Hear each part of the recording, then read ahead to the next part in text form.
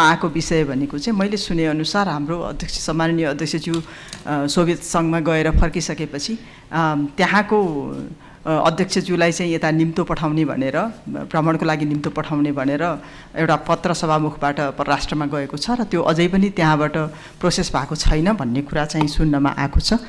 त्यो के भइरहेको छ र त्यो किन त्यसरी रोकिएको हो र हामी बोलाउँछौँ बोलाउँदैनौँ, किनभने उतातिर तयार भएर बस्ने यतातिर नबोलाउने अलि अप्ठ्यारो हुन्छ कि जस्तो त्यो लाग्छ। त्यसमा जवाफ दिनु पर्यो। र अर्को चाहिँ यो नियोगको सेवाको सम्बन्धमा चाहिँ टाइम जोन हेरेरै त्यहाँका मान्छेले फोन गर्ने हुन्, तर अझै पनि सेवा चाहिँ राम्रो प्रभावकारी हुन सकिरहेको छैन। यसमा अझै ध्यान दिनुपर्छ।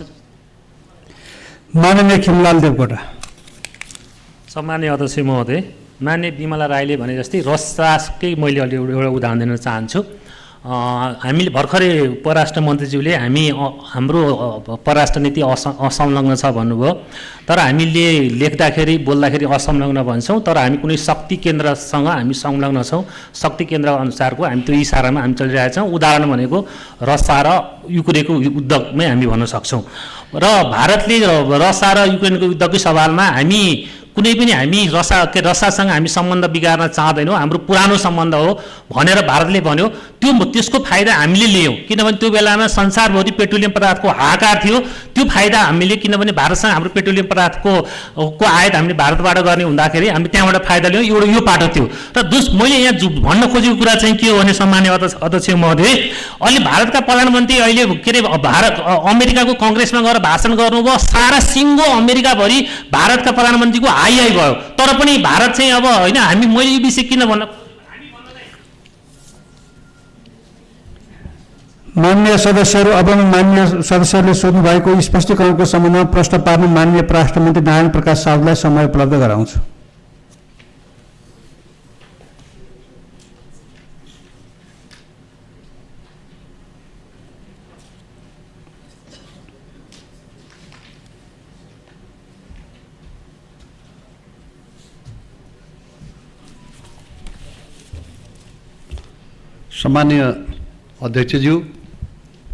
सम्माननीय अध्यक्षज्यूको रसिया भ्रमणको बारेमा मैले उल्लेख गरिसकेको छु।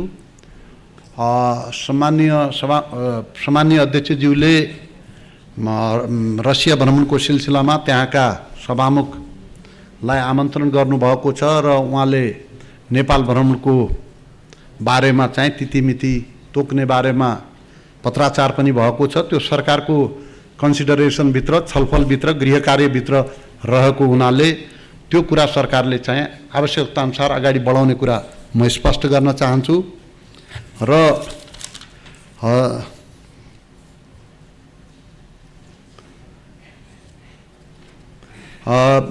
यसको सँगसँगै रसियाका संसद प्रमुखलाई पठाइएको जुन निमन्त्रणा छ त्यो चाहिँ सम्बन्धित गन्तव्यसम्म पठाइसकिएको व्यवहार पनि म चाहिँ अनुरोध गर्न चाहन्छु। रसियासँग हाम्रो सम्बन्ध रहिआएको छ र हाम्रो सम्बन्ध राम्रो रहिआएको छ। अर्को सांसदजीले सोध्नु भएको थियो, त्यसमा सरकार चाहिँ ती सम्बन्धहरूलाई निरन्तरता दिन चाहन्छ। कुनै पनि देशसँग हाम्रो चाहिँ सुमधुर सम्बन्ध छ र त्यो सम्बन्धलाई हामी निरन्तरता दिन चाहन्छौँ। रसियासँगको सम्बन्धलाई पनि हामी सुमधुर किसिमले अगाडि बढाउन चाहन्छौँ। धन्यवाद। देव र माननीय रमेशजङ रायमाझीले परराष्ट्र मन्त्रालयका सन्दर्भमा पनि गम्भीर किसिमले विभिन्न मुद्दाहरू चाहिँ उठाउनु भएको थियो। उहाँहरूलाई यसमा भाग लिनु भएकोमा म आफ्नो तर्फबाट हार्दिक धन्यवाद दिन चाहन्छु। परराष्ट्र नीति, नेपालको असंलग्न परराष्ट्र नीतिबाट नेपाल विचलित भएको हो कि भन्ने सन्दर्भमा पनि चाहिँ यहाँ कुरा उठेको थियो। परराष्ट्र नीति सञ्चालनका मूलभूत आधार नेपालको संविधानले निर्दिष्ट गरेको छ र असंलग्नताका ती आधारहरूमध्ये एक प्रमुख आधार एक प्रमुख आधार रहिआएको छ। नेपालको सार्वभौमिक समानता, पारस्परिक सम्मान र लाभका आधारमा छिमेकी लगायत अन्य मुलुकसँग सम्बन्धलाई सुदृढ र विस्तार गर्दै आएको छ। गुण र दोषका आधारमा अन्तर्राष्ट्रिय मुद्दामा स्वतन्त्र धारणा बनाउने, मतदान गर्ने तथा अन्तर्राष्ट्रिय सम्बन्धलाई न्यायपूर्ण, निष्पक्ष, उत्तरदायी र सहयोगात्मक बनाउने दिशामा नेपालको कूटनीतिक प्रयास उन्मुख छ। नेपालको स्वतन्त्र, सन्तुलित, निष्पक्ष र वस्तुनिष्ठ दृष्टिकोणका कारण विश्व जगतमा विश्वसनीयता र सम्मान आर्जन हुन सकेको छ। हालै मात्र पनि 3 देखि 6 जुलाई 2023 मा अजरबैजानको बाकुमा सम्पन्न नन अलाइनमेन्ट मुभमेन्टको मन्त्रीस्तरीय बैठकमा भाग लिएर म गत हप्ता मात्र स्वदेश फर्केको छु। उक्त बैठकलाई सम्बोधन गर्ने क्रममा मैले बदलिदो अन्तर्राष्ट्रिय परिवेशमा असंलग्न आन्दोलनको सान्दर्भिकता र महत्त्वलाई थप उजागर गर्न सहकार्य गर्ने नेपाल सरकारको प्रतिबद्धता व्यक्त गरेको थिएँ। साथै हाल विश्वका जल्दाबल्दा राजनैतिक तथा आर्थिक मुद्दाको समाधानका लागि असंलग्न आन्दोलनमा आबद्ध सदस्य राष्ट्रहरूको ऐक्यबद्धता र सहकार्यमा जोड दिएको थिए। तसर्थ असंलग्न परराष्ट्र नीतिको अवलम्बनतर्फ नेपालको प्रतिबद्धता अटुट रहेको स्पष्ट पार्न चाहन्छु। नेपाल सरकारबाट 2077 कार्तिक 7 मा स्वीकृत परराष्ट्र नीति 2077 को सोही वर्षको मङ्सिर महिनामा परराष्ट्र मन्त्रालयले सार्वजनिक गरेको र सोको प्रति मन्त्रालयको वेबसाइटमा समेत उपलब्ध रहेको छ। परराष्ट्र नीति 2077 का सम्बन्धमा नीति अध्ययन प्रतिष्ठानबाट मन्त्रालयलाई पृष्ठपोषण प्राप्त भएको छ। परराष्ट्र नीति 2077 मा उल्लेख भएको व्यवस्था बमोजिम नेपाल सरकारले आवश्यकता अनुसार यस नीतिको पुनरावलोकन वा परिमार्जन गर्दै आवश्यकता अनुरूप नयाँ निर्माण गर्नेछ। बीआरआई सम्झौता अनुरूप कार्यान्वयन नभएको सम्बन्धमा नेपाल र चीन बीच 2017 मा बीआरआई सम्बन्धी सम्झौता पत्रमा हस्ताक्षर भएको हो। सोही अनुसार दुई देशको बीच बीआरआई कार्यान्वयन योजनामा छलफल जारी रहेको छ। चीनका तत्कालीन स्टेट काउन्सिलर एवं परराष्ट्र मन्त्री वाङ यी यो मार्च 2022 मा सम्पन्न नेपाल भ्रमणमा हस्ताक्षर भए अनुसार केरुङ काठमाडौँ रेलवेको सम्भाव्यता अध्ययन तथा दुई देश बीच अन्तर्देशीय विद्युत प्रसारण लाइनको सम्भाव्यता अध्ययन भइरहेको छ। राजदूत नियुक्तिका सम्बन्धमा हाल स्थायी नियोग न्युयोर्क तथा Geneva, Canada, France, Thailand, UAE र कुवेत गरी 7 स्थानमा राजदूत पद रिक्त रहेको छ। राजदूतको नियुक्तिमा नेपाल सरकारले परराष्ट्र भित्रबाट 50% र परराष्ट्र बाहिरबाट 50% गर्ने हाम्रो कार्यविधिको प्रावधान छ र सोही कार्यविधि अनुसार नियुक्त गर्ने सम्बन्धमा उच्च तहमा छलफल भइरहेको छ र यो प्रक्रिया अब तत्कालै टुङ्गिनेछ भन्ने म विश्वास दिलाउन चाहन्छु। अध्यक्षज्यूको रसिया भ्रमणमा भएका सहमतिका विषयमा परराष्ट्र मन्त्रालयबाट समन्वय र सहजीकरण नभएको सम्बन्धमा पनि चाहिँ यहाँ प्रश्न उठेको छ।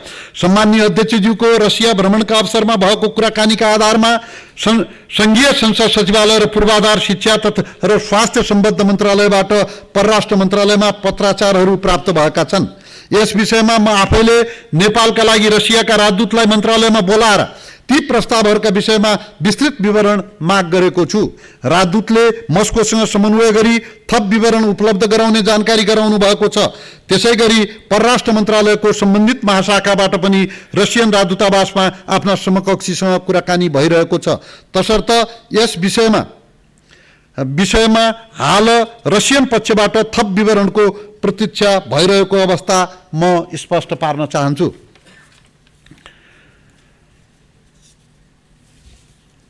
नेपाली नियोगको सेवा प्रवाह सम्बन्धमा विदेशमा रहेका नेपालीहरूको हक, हित र सुरक्षाप्रति संवेदनशील हुनेतर्फ नेपाली राजदूत तथा नियोग प्रमुखहरूलाई अभिमुखीकरण गरिएको छ।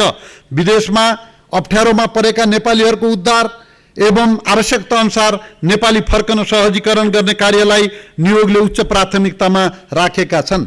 विदेशमा रहेका नेपालीहरूको हकहितको सुरक्षा गर्न र आवश्यक सहयोग उपलब्ध गराउन विदेश स्थित नेपाली नियोगहरूको भूमिकालाई थप प्रभावकारी बनाउन परराष्ट्र मन्त्रालय प्रतिबद्ध रहेको छ। केही नियोगहरूमा अन्य टेलिफोन सेवाका अतिरिक्त हटलाइन सेवा सञ्चालनमा ल्याइएको छ। यसलाई क्रमशः साधन स्रोत सम्पन्न तुल्याउँदै विस्तार गर्दै लगिनेछ। यसका अलावा नियोगहरूले वेबसाइट दूतावासबाट समय समयमा जारी हुने तथा फेसबुक पेज जस्ता सामाजिक सञ्जाल मार्फत सम्पर्कको व्यवस्था मिलाइएका छन्। नियोगहरूलाई नेपाली नागरिकको समस्या सम्बोधनका लागि आवश्यक जनशक्ति तथा साधन स्रोत सम्पन्न तुल्याउने कार्यलाई प्राथमिकतामा राखिएको छ। तर माननीय सांसदज्यूहरू, संसार चाहिँ विभिन्न टाइम जोनमा बाँडिएको छ। कहिलेकाहीँ चाहिँ हामीले फोन गर्ने ठाउँमा रात परेको हुन्छ, कहिले बिहान हुन्छ, कहिले फुतिराख्या हुन्छ। सीमित मान्छे मात्रै हाम्रो ती देशको राजदूतामा काम गरिरहेको अवस्था हुन्छ। यस्तो अवस्थामा कहिलेकाहीँ चाहिँ त्यहाँको टाइम जोन अनुसार यहाँबाट चाहिँ फोन गयो भने सजिलो हुन्छ। उनलाई त हामी 24 घण्टा सेवा उपलब्ध गराउने प्रयासमा छौँ, त्यसको लागि निर्देशन दिइएको छ। तर मान्छेहरूको सीमितताले, हामीसँग चाहिँ जनशक्तिको सीमितताले केही समस्याहरू रहेको कुरा म स्पष्ट गर्न चाहन्छु। यसको सँगसँगै माननीय सांसदहरूले सम्मानित सदनमा व्यक्त गर्नुभएका विचारहरूलाई सरकारले मार्गनिर्देशनका रूपमा लिँदै आएको कुरा स्पष्ट गर्न चाहन्छु। तर विभिन्न देशहरूका सँगको हाम्रो सम्बन्ध, देशको प्रतिरक्षा, सुरक्षा र सेना जस्तो विषयमा बोल्दा संवेदनशील र संयमता अपनाउन म सबै सांसद माननीयज्यूहरूलाई विनम्रतापूर्वक आग्रह गर्न चाहन्छु। असंलग्न परराष्ट्र नीतिको विषय नेपालका लागि धेरै लामो समयदेखि अभ्यास हुँदै आएको विषय हो। त्यसकारण असंलग्न परराष्ट्र नीति नेपालले अपनाउँदै आएको छ, यो कुरा म पुनः स्पष्ट गर्न चाहन्छु। र यसको सँगसँगै हाम्रो सबै देशसँग सुमधुर सम्बन्ध रहेको कुरा पनि म स्पष्ट गर्न चाहन्छु। नेपाली सेना युनाइटेड संयुक्त राष्ट्र सङ्घको मिसन अन्तर्गत विश्वमा शान्ति स्थापनाका लागि निरन्तर क्रियाशील रहेको कुरा पनि म स्पष्ट गर्न चाहन्छु। र नेपालको सेना देशको प्रतिरक्षा गर्न सक्षम र समर्पित भएको कुरा पनि म स्पष्ट गर्न चाहन्छु। आर्थिक कूटनीतिमा प्रभावकारिताका सन्दर्भमा आर्थिक कूटनीतिको सञ्चालनद्वारा मुलुकको सामाजिक आर्थिक विकासमा योगदान पुर्याउने, आर्थिक रूपान्तरण र जनताको समृद्धिका लागि पारस्परिक हित र लाभका आधारमा छिमेकी लगायत विश्वका सबै मित्र राष्ट्रहरूसँगको मैत्रीपूर्ण सम्बन्धलाई थप सुदृढ बनाउने, आपसी सहयोगका क्षेत्रहरू विस्तार गरी सहकार्यलाई बढावा दिने, भूपरिवेष्टित देशको अधिकार सुनिश्चित गर्ने दिशामा वर्तमान सरकारको कूटनैतिक प्रयास उन्मुख छ। नेपालको परराष्ट्र नीति, वार्षिक नीति तथा कार्यक्रम र बजेट मार्फत अभिव्यक्त राष्ट्रिय विकासका उद्देश्यहरू हासिलका लागि सबल र प्रभावकारी आर्थिक कूटनीतिको सञ्चालन सरकारको प्रमुख प्राथमिकता हो। यस विषयलाई आत्मसात गरी मन्त्रालय र नियोगबाट सञ्चालित हुने आर्थिक कूटनीतिका कार्यक्रमलाई थप प्रभावकारी बनाउने प्रयास भइरहेको छ। यस्ता कार्यक्रमहरूमा आर्थिक कूटनीतिसँग सम्बन्धित विषयगत निकाय, निजी क्षेत्र र गैर आवासीय नेपालीहरूसँगको समन्वय र सहकार्यलाई थप मजबुत र प्रभावकारी बनाइएको छ।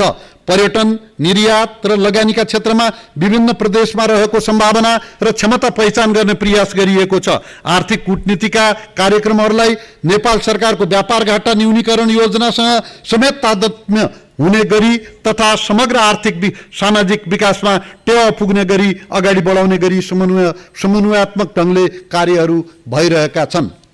कूटनैतिक नियोगको पुनरावलोकन सम्बन्धमा नेपालले विभिन्न मुलुकहरूका नियोगहरू स्थापना गर्दा छिमेकी मुलुकहरू, ठुलो सङ्ख्यामा नेपालीहरूको उपस्थित रहेका मुलुकहरू, द्विपक्षीय व्यापार, लगानी, पर्यटन लगायतका आर्थिक सम्बन्धको अवस्था र सम्भाव्यता रहेका मुलुकहरू, विभिन्न महादेशमा राजनैतिक, आर्थिक र सामरिक रूपले महत्त्व राख्ने राष्ट्रहरू तथा भौगोलिक प्रतिनिधित्वका आदिका आधारमा नियोगहरू स्थापना भएका छन्।